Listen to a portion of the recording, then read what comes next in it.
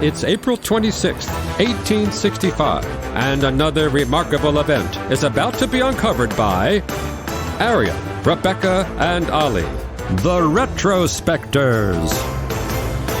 John Wilkes Booth shot Abraham Lincoln in the back of the head at Ford's Theatre in Washington, D.C. We probably all know that bit of the story. Then he jumped from the private box and onto the stage shouting Sic semper tyrannis, thus always to tyrants in Latin. Probably many of us know that bit too.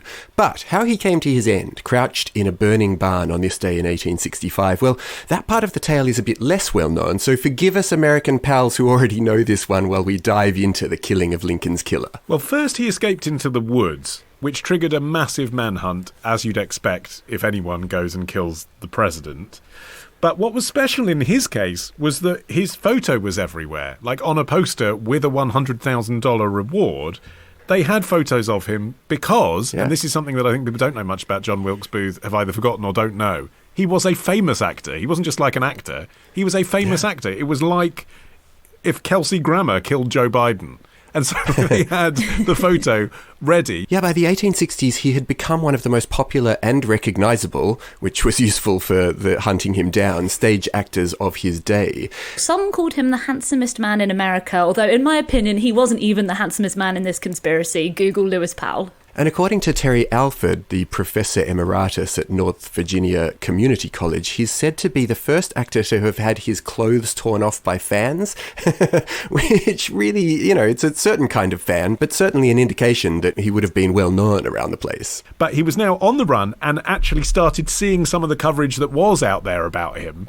And suddenly at the moment where he's like, oh, I'm the bad guy. I didn't realise. It's so cool because he's one of the few assassins who actually lived to see how awfully his act was received by the world. He was on the run for 12 days and he was reading the papers. And there's something really satisfying about it, right? Because a lot of assassins end up, killed on the spot or imprisoned immediately after. And so we actually have him literally diarising his dismay at the condemnation he's receiving. He wrote, "With every man's hand against me, I am here in despair. And why? For doing what Brutus was honoured for. And yet I, for striking down a greater tyrant than they ever knew, am looked upon as a common cutthroat." Yeah, because he was actually, while he was in the swamps, he was receiving both food and also newspapers and information from the accomplices who had run all of this stuff to them. And it was there that he started to have this realization. But also, as well as the accomplices visiting them, they had these squadrons of Union soldiers closing in on them as well. And this brings us to the barn itself, because sometime after 2 a.m., a detachment from the 16th New York Cavalry Regiment and a pair of detectives cornered Booth and his compatriot David Herold in this particular barn. And by then, as Rebecca said, they'd been on the run for 12 days.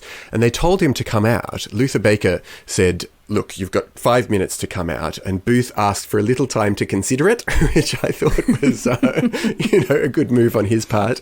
And they were actually hoping that they might have been surrounded by sympathetic Southerners because they didn't know who was trailing them at this time. They knew that they had a bounty on their heads, but they didn't know that this was going to be people who were likely to, shoot first and ask questions later. Well, they weren't quite, because the order was to bring him back to Washington alive. I mean, that is what was intended, which is why they smoked him out. They thought, well, if we set fire to the barn, then he'll come out rather than burn alive, and then we'll be able to arrest him. And David Herold actually came out quite quickly when he was ordered. So then we just have Booth left alone, pacing up and down in this tobacco barn as the flames are starting to creep towards him. But he actually did think that he was going to be in for a gunfight rather than an arrest, even while the barn was starting to catch fire. Well, let's not split hairs. I mean, I think he knew that the noose was coming eventually, didn't he? So it's a question of die now or die in a year's time anyway. He probably did. But it didn't stop him for asking again whether he could have just a little bit more time to think about it. And he asked for if they could just move back 50 yards, apparently. And again, the request was rebuffed.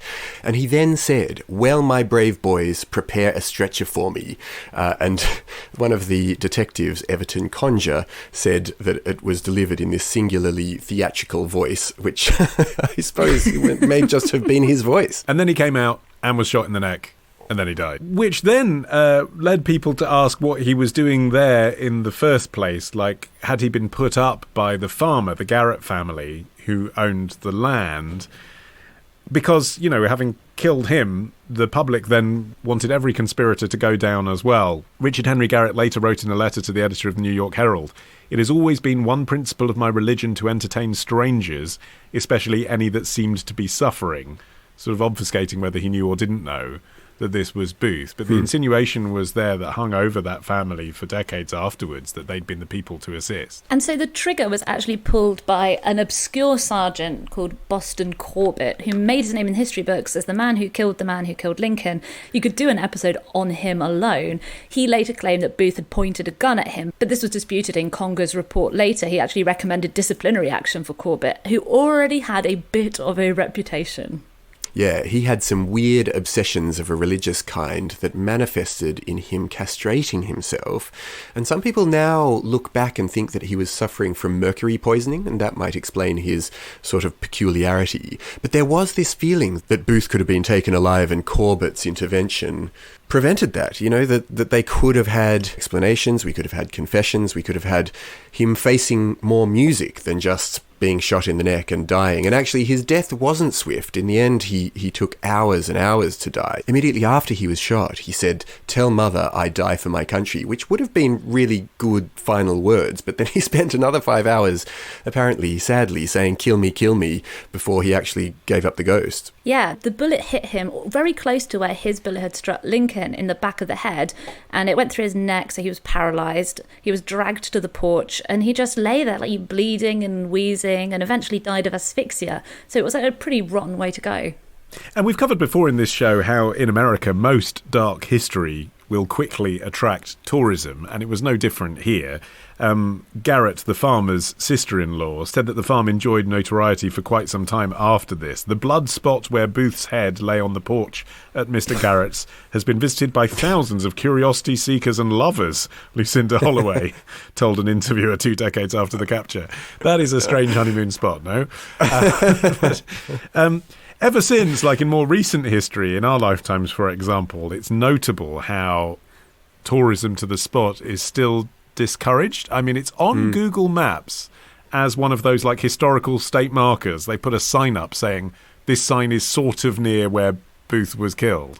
But if you actually try, and I've looked at blogs of people who have done it, if you actually try to walk from that sign to the spot, there are signs telling you not to be there, and you're essentially between 2 highways in the middle of a forest with nothing there. And it's very clear they don't want him to be martyred. Well, maybe also the reason for the public interest was that immediately after his death, conspiracy theorists got involved, and particularly the conspiracy that took hold was that Booth had somehow disguised himself while he was in the barn and made a getaway, and people thought that this was credible because he was a professional actor and therefore a master of disguise, which I don't know about. I think people were kind of confused about what actors were then. Like they weren't magicians.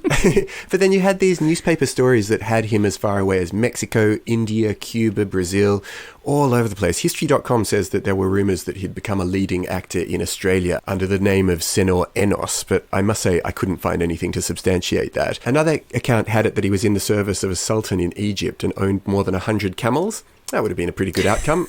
There was a school of thought that his mummified corpse had done a tour of the United States. Did you see that? Oh, yes. It was absolutely extraordinary. There was a man called John St. Helen who, in 1877, called his lawyer and said, "Hey, I'm John Wilkes Booth. I escaped and drifted west, but I'm about to die, so I want to confess. So you should know, I'm him." But then he recovered from the illness that he had. 23 years later, that man died, and the lawyer spotted a newspaper article describing his death. He'd committed suicide in Oklahoma, and there was a post-mortem photograph in the newspaper, and the lawyer identified him as this guy, John St. Helen, who had told him that he was actually John Wilkes Booth. He then bought the mummified corpse of John St. Helen and took it on a tour as a promotional tool for a book that he'd written about it called The Escape and Suicide of John Wilkes Booth, written for the correction of history. They took it to state fairs, carnivals, holiday celebrations. Why would you need someone who claimed to be John Wilkes Booth's body? If the body's mummified, couldn't you just use any random man? Astonishingly, in the 1930s, doctors in Chicago examined the body and declared that the corpse was genuine. Everyone had those injuries in the 1800s. Well, it just turned out afterwards that he had the wrong broken leg. He had the right leg rather than the left. Tomorrow. How do you go to a duel and forget to bring your dagger? Like, surely on the checklist when you leave the house this morning. Love the show? Support the show. Patreon.com/retrospectors. Part of the Acast Creator Network.